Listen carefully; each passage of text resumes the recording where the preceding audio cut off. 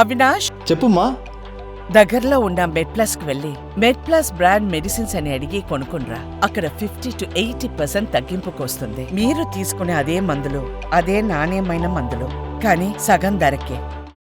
నిర్మల్ జిల్లా దిలావర్పూర్లో ఇవాళ రెండో రోజు 4 గ్రామాల ప్రజలు ఆందోళన కొనసాగించనున్నారు. ఇథనాల్ ఫ్యాక్టరీ మాకొద్దంటూ నిన్న ఉదయం నుంచి రాత్రి వరకు ఆందోళన కొనసాగించారు.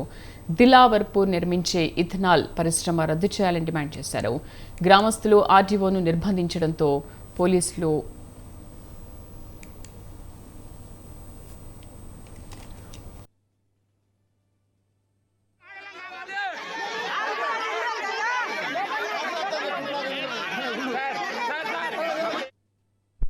నిర్మల్ జిల్లా దిలావర్పూర్లో ఇవాళ రెండో రోజు 4 గ్రామాల ప్రజలు ఆందోళన కొనసాగించనున్నారు. ఇథనాల్ ఫ్యాక్టరీ మాకొద్దంటూ నిన్న ఉదయం నుంచి రాత్రి వరకు ఆందోళన కొనసాగించారు. దిలావర్పూర్ నిర్మించే ఇథనాల్ పరిశ్రమ రద్దు చేయాలని డిమాండ్ చేశారు.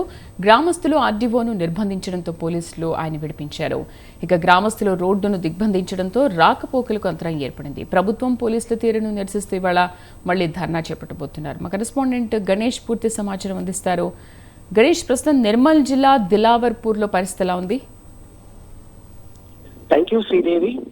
నిన్న నిర్మల్ జిల్లా దిలావర్పూర్, గుండంపల్లి ఇంకా మరో 2 గ్రామాలు ఇటు మెరుపు ధర్నా నిర్వహించాయి. నిర్మల్ నుంచి బైన్సాకు వెళ్లేటువంటి జాతీయ రహదారిపై ధర్నా నిర్వహించాయి.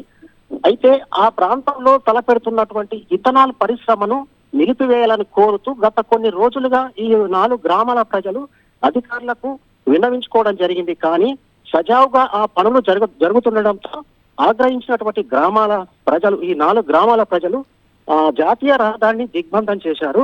అయితే చర్చలకు కొరకు వచ్చినటువంటి ఆర్డీఓ రత్న కళ్యాణి అక్కడికి రావడంతో తనను కూడా, ఈ ఆర్డీఓని కూడా దిగ్బంధించారు.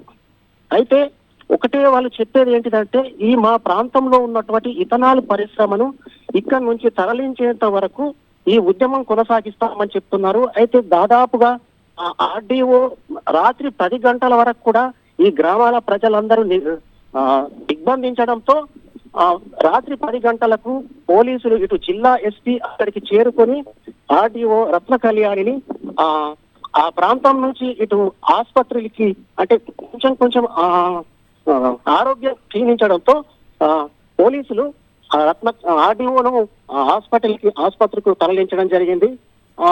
ఆ తర్వాత 12 గంటల వరకు కూడా ఈ యొక్క ప్రజలందరూ కూడా అక్కడనే వంట వార్పు చేసుకొని చలిలో సైతం అక్కడనే ఉండి ధర్నానైతే కొనసాగించారు. తర్వాత ఈ రోజు కూడా ఈ ధర్నా మళ్ళీ కొనసాగిస్తామని చెప్తున్నటువంటి పరిస్థితి. ఈ 4 గ్రామాల్లో మాత్రము పోలీసులు భారీగా బందోబస్తు అయితే నిర్వహిస్తున్నారు.